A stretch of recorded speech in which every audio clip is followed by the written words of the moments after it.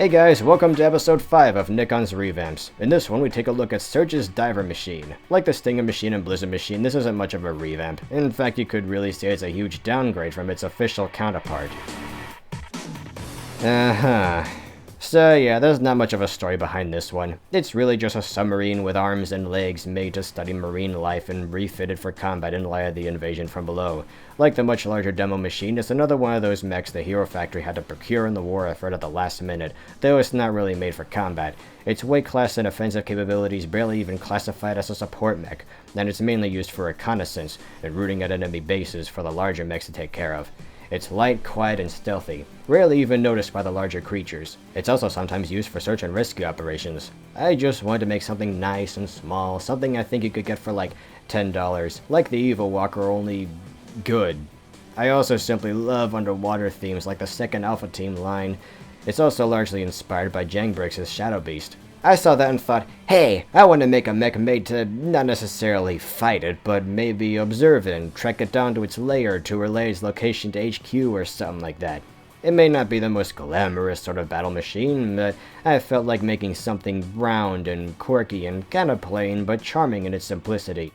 The feet might look a tad big for something like this, especially with the legs being so scrawny and stumpy at the ends, but I think they're pretty ideal for an underwater mech. They look like giant flippers. There's nothing really complex or out there about its bone structure. It's just made to form a tight, cohesive, simple sort of shape.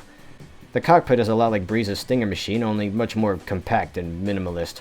Of course, it isn't really airtight, but I tried to pack everything together densely enough to create the illusion that it is from most angles.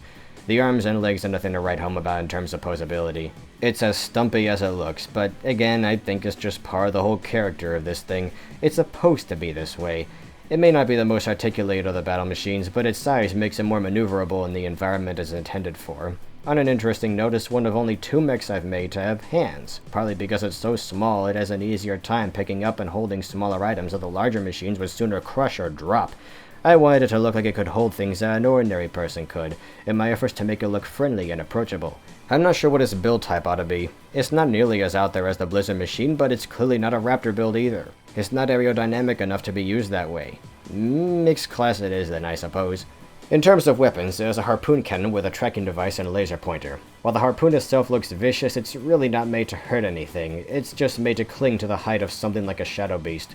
It would feel like a mosquito bite to it, or a bee sting at worst, as long as Surge doesn't hit any particularly soft sensitive spots. Its other weapons are a pair of mounted missile launchers. These missiles simply aren't strong enough to do much damage to the larger monsters, really. They're used to blind pursuers with a big flash to cover a quick escape. While there's not a huge selection of parts, there's other little touches to give this thing some utility rather than flair.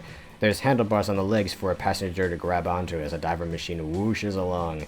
The rotors are pretty posable, they don't get in the way much, and I found the searchlights much more fitting for this mech than the gunner machine, so I switched them from that to this. They look like big friendly eyes on a goofy frog-like creature, and if nothing else I think this improves the gunner machine's shape as well.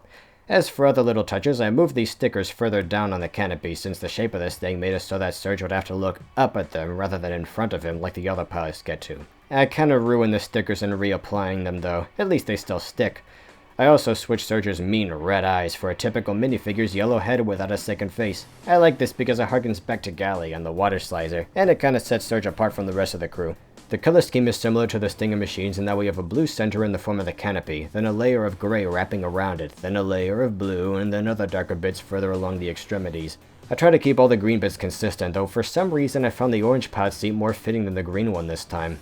The one truly weak area of this thing is the back. Yeah, there just wasn't much I could do here with so little space. Don't think I haven't tried though. I did try to cover it up by hearkening to the official combat machine with a similar splitting up function. I made numerous attempts to whip up a sort of drone with little blue wings that could separate from the back and do its own thing, something reminiscent of the character TV as he appeared in the second year of Alpha Team, one of my favorite LEGO lines ever released. I even made some versions of that had the rotors and searchlights on it, to make it more useful when attached to the main body. No matter what I did though, it ended up making the diver machine too big and bulky and just kinda ruined the feel that I was going for. Oh well. I'm also kinda bummed out that I couldn't find a good spot for the printed piece from the official set, now without removing one of the other shells and ruining the nice complete shape that this has. I was gonna try to fit it on the drone, but again, that didn't quite work out. It's not perfect, but I'm still pretty happy with it. There's just something kind of whimsical about it, and I love how it scales with the rest of the mechs, particularly the Gundam machine and the demo machine.